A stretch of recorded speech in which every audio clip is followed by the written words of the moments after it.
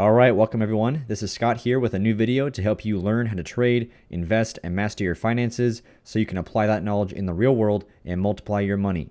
And today's video is my second installment of my live trading series going forward. And so first, I'll give you an update on the portfolio. I do have a few more trades on since the last live trading video I posted a week ago.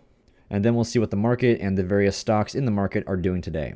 And so as always, before we get started here, for those of you who are new to the channel, I just want to let you know that I do also teach on SKILLSHARE, where you can take my very in-depth classes on options trading and stock market investing. And I provided some links to some of the introductory courses of mine in the description of this video below. So be sure to check them out. And when you sign up for SKILLSHARE using any of those links, you'll get a 2-week free trial. So let's come over to the monitor tab now. And so if you recall from the last video, the last live trading video, in that one, I put on a SFIX naked put position. And today we are making a lot of money back. And that's because ever since I put on this trade here, SFIX has been going down pretty much every single day, with the exception of today, of course. That's why I'm making a lot of money back. And so now you'll notice in the strangle category, I do have 2 more positions on. I have a strangle on in Peloton and also in Snapchat. These are trades I added this week. And so the Snapchat trade I entered on Tuesday because there was a pop in volatility across the market, Snapchat included. And so I wanted to take advantage of that. Specifically, I wanted to take advantage of the increased prices in the Snapchat options by selling them. And so if you come over to the charts now, we'll take a look at the Snapchat chart. And I'll zoom in here a little bit. And so the strikes I sold for the Snapchat strangle were the 50 strike put option right here and the 65 strike call option. So ideally, I'm banking on Snapchat staying within this range right here. It's been range bound for the past few weeks. And so if this trend continues, then as the days march forward, and also as implied volatility has contracted since I sold that strangle, then hopefully I can make a pretty easy profit. So let's come back to the monitor tab now. And yeah, you can see right now for Snapchat, so far we are up 65 bucks on this trade right now. Now I sold the strangle for I believe 350 bucks in total.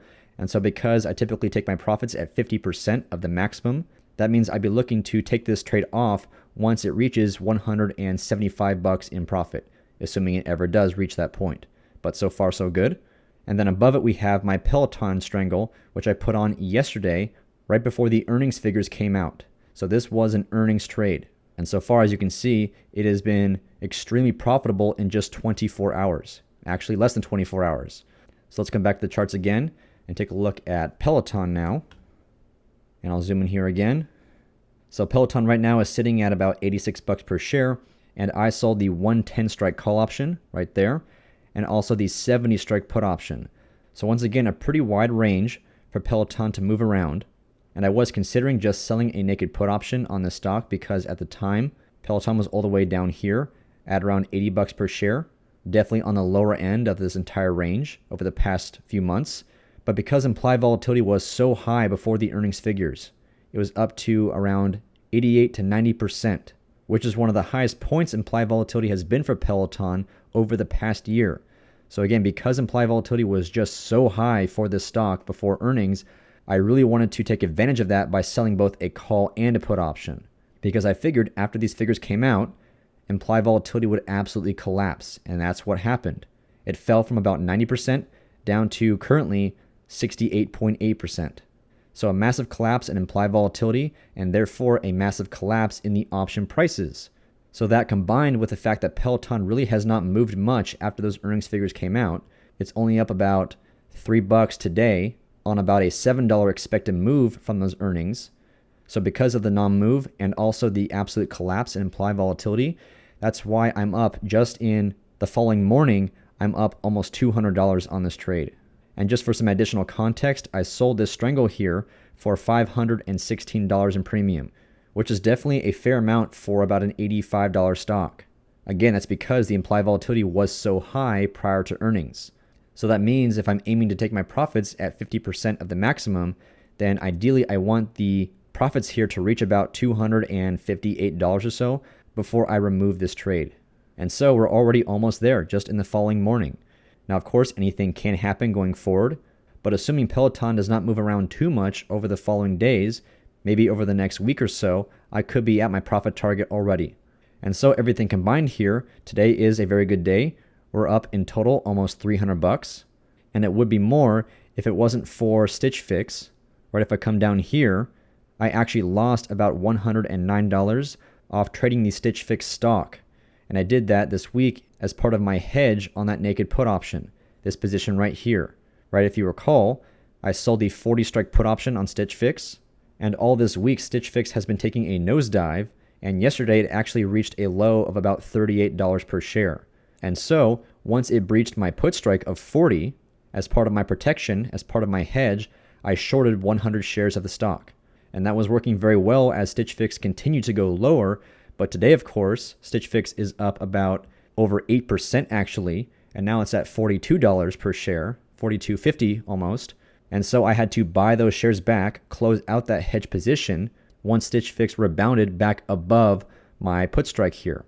And so through that process, I actually lost, like I said, about $109, which was definitely a lot more than I would like. I was expecting to lose about $40 if this kind of thing were to happen. But unfortunately, it just turned out that I had to short and then buy those shares back right at the market open. And when that happens, and if the stock gaps and moves significantly right at the market open, chances are you're not going to get filled at the price that you want. So yesterday when I shorted the shares, I got filled at a much lower price than I wanted. And then today when I bought the shares back, which you can see right here, I got filled at a much higher price than I wanted. And that's just also part of the risk that comes with this kind of approach to options trading. Now the good news though is that I still don't have to do anything with my SFIX position. And that's because I sold this put option for $345. I'm targeting 50% of that, which is about $170 or so. And so if I pull up the calculator here, just to make this more visual, if my current total credit on this position is $345, and I'm targeting to make about $170 on this position, so I'll subtract $170, that gives me about $175 in cushion to offset any losses on trading the stock as part of my hedging process. So of this $175 cushion, I've already used $109 of it, which currently is leaving me with only $66 left over as my built-in cushion. So like I said, right now, I still don't have to do anything. I still have some cushion to where if SFIX drops back again below $40 per share and I have to short the stock, and then if it rebounds again back above $40 per share and then I have to buy the shares back, I can still use this money to offset any losses I incur with that process. And then where things get tricky is if SFIX continues to just bounce around my put strike at $40 per share, and I continually have to just buy and sell shares and lose money, a little bit of money every time, eventually I'll lose my cushion. And in that case, I'll have to start making adjustments to this position to take in more credit. But that's a bridge we'll cross if we ever get to that point. And so that's the update on the portfolio right now. And even with suffering some losses from SFIX, we are still up by a pretty decent amount today. And actually overall as well. Amongst all our positions combined, we are in total up about $242. So definitely off to a good start here overall. Now let's come back to the charts and take a look at SPY and see what the market is doing today. And once again, not surprised, we are up about $3 on SPY, about 0.73%. And of course, once again, more all-time highs. It just never ends. It's pretty unbelievable here. SPY has reached $422.67 at the high, and with no end in sight. And just to give you guys some context into where I'm at with this market in terms of my overall directional bias, and I'm pretty sure you could guess at what that would be if you've seen a few of my other YouTube videos, but I have never been more bearish on this market since I've been involved in trading in the stock market. These valuations are just ludicrous to me. I mean, if I just come to a longer term chart here, let's look at the max weekly, and I'll zoom in a bit here. I mean, just look at this crap. This is the most unrelenting, bullish rally I have ever seen in my entire life. And this can definitely continue for God knows how long. It could be a few weeks, it could be a few months, it could even be a few years. I have no idea. But what I do know is at some point, this monstrosity is going to end. And my guess is that it's probably not going to end in a very gradual, delicate sell-off. It's probably going to end something more like this. It may not be as violent as what we saw back in March and February of 2020, but just my opinion here, given that we are so outstretched to the upside with very little fundamentals to back this up, to back up these valuations, I think at some point when things finally do turn south, they're going to turn south really, really hard. We'll see if I'm right. We'll see if I'm wrong. But I just want to give you guys some awareness of where we are in the market and just how lofty these prices are at the moment. So just be careful out there. And so since we're having yet another up day, let me go back to the daily chart here. I'm assuming that if I go over to the VIX charts, and as expected, the VIX is down today, down by about 2.33%. So that means option prices for both ETFs and individual stocks, generally speaking, have contracted today, which is also one of the reasons why our positions are doing pretty well at the moment as well. So this is definitely not a great day to put on new positions, at least option selling positions, but let's still come to the Market Watch tab here and just see if we can find any stocks worth trading. And wow, it is really a sea of green at the moment, with the exception of these guys right here, but otherwise pretty much every stock is up today along with the market. So yeah, chances are we're probably not going to find a stock with high implied volatility to trade today unless it's an earnings announcement coming up soon, which there are more of those on the near horizon. So let me go ahead and sort this watch list by implied volatility, by IV percentile, or IV rank actually. And yeah, as you can see here with these little icons, still a lot more earnings events yet to happen. And I'm actually pretty interested to see what Nordstrom is doing today. It does have earnings rather soon, or somewhat soon, on May 27th, but the IV rank has exploded recently. So let's go to the charts here and take a look at Nordstrom stock, JWN. And yeah, you can definitely see down here with the implied volatility chart, it has certainly been expanding over the past few weeks. And my guess, this is a result of earnings coming up soon. So I would expect that as earnings get closer and closer for the stock, implied volatility will continue to expand and go higher and higher and higher. And so that's why I'm going to wait and not trade the stock now, but wait until those earnings figures are just around the corner. So for you guys out there who are also interested in pursuing this kind of option trading approach, specifically just selling options, you don't have to necessarily be doing exactly what I'm doing with buying and shorting stock as hedging and all that, then definitely keep this stock on your radar for the time being. I think it could make for a really great trade come the earnings announcement date. So let's come back to the Market Watch tab now. And so like before in my last video, I'm going to pause here and just look through this list.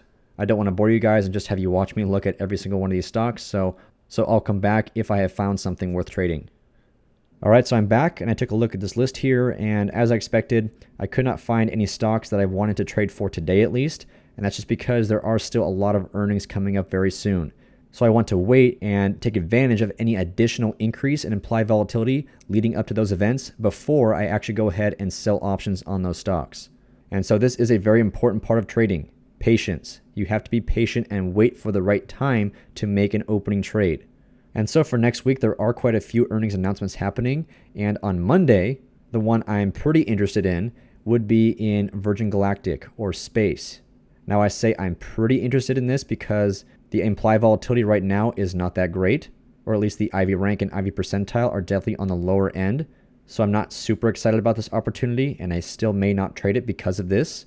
But Space is announcing their earnings on Monday after market. That's going to be May 10th, I believe. And so perhaps if we do get some sort of spike in implied volatility leading up to that moment, then at that point I would be very interested in trading the stock.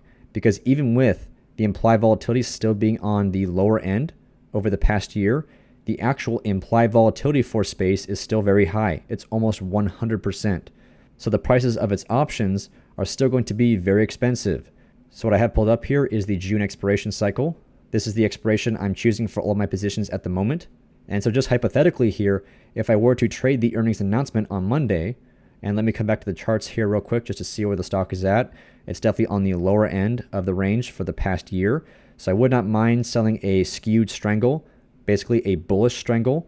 So with that in mind, coming back to the option chain here, I might want to sell perhaps the 17 strike put option and maybe the 28 strike call option, right? The 17 strike put option has a delta of 26 and the 28 strike call option has a delta of only 20.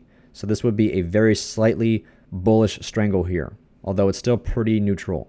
And based on the prices of these options, I could sell this one strangle for about $180. Actually more around 170 bucks.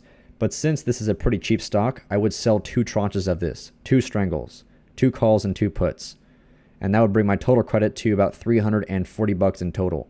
So like I said, even with the implied volatility in terms of the IV rank and IV percentile being on the lower end of the range for the stock over the past year, because the IV period is still very high, that's why I could still collect a lot of premium, a lot of credit on a stock trading for only about 20 bucks per share. So we'll see come Monday as we get closer and closer to that earnings announcement after the market closes on May 10th. If I do see some spike in implied volatility here, then I will most likely go ahead and sell those strangles. And I do also believe that FSR, which is Fisker, basically an electric car company, this company is also having earnings on Monday after hours as well. And the implied volatility for this stock is 110%. But unfortunately, if I come back to the Market Watch tab here, and we go to FSR right there, this stock is hard to borrow. So that means if I were to sell put options on the stock, either as part of a strangle or just naked put options, chances are I would not be able to hedge that position by shorting the stock if Fisker does take a nosedive after those earnings come out. And that's because when you short a stock, you are technically borrowing that stock. And if it's hard to borrow, then there you go. So that means I also could just sell call options, because to hedge a short naked call option, you just have to buy the stock, and that's not an issue here. But because the stock is already so low, I'm definitely not strictly bearish on the stock. I would actually be bullish and prefer to sell put options, but once again, that's not going to be an option here. Also on Monday, we have Oxy. So this company is in the energy space. And so likewise, I do believe they are also announcing earnings after the market closes on Monday. But the IV percentile here for me is way too low. The IV rank is not bad, but the IV percentile is only at 1%. And generally speaking, I do like the IV percentile to be above 50 and the IV rank to be above 20 at minimum. I don't stick to that all the time, but with an IV percentile of only 1%, which for those of you who don't know, this means that the implied volatility for Oxy right now is basically the lowest it's ever been over the entire past 1 year.